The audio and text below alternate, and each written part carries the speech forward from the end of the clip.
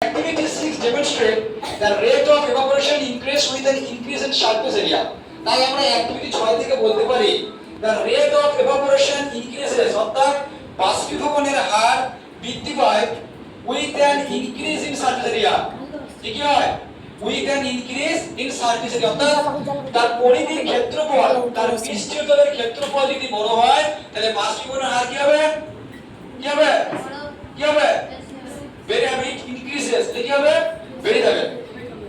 এবার দেখো effect of heat, হিটের ফলাফল অর্থাৎ তাপের কি প্রভাব। এর জন্য আমরা কি করব? Let's we get in the study of this activity 7 and the activity 7 are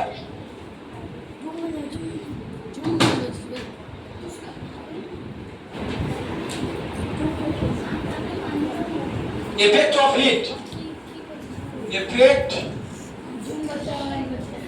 of heat, সবাই মিলে দেখা তবে তো effect of heat, effect of heat কি বলছে দেখো, to study the effect of sunlight and heat on the rate of the evaporation, যে বাষ্পীভবনের হার সূর্যের আলোর উপর এবং তাপের উপর কিভাবে নির্ণয় করে সেদিন আমরা কি করব অ্যাক্টিভিটি 7 দেখব। দেখো প্রসিডিউর কি, take 2 teaspoon of water in each bottle cap.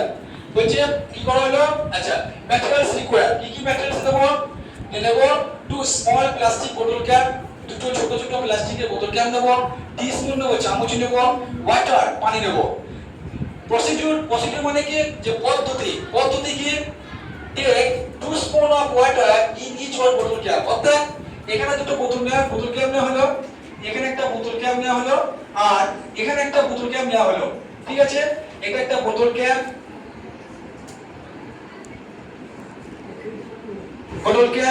এটা একটা বোতল ক্যাপ।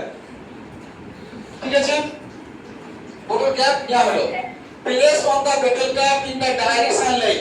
এই একটা বোতল ক্যাপ আমরা কি করলাম, সূর্যের আলো, কি বললাম, সূর্যের আলোয় ডাইরেক্ট রেখে দিলাম।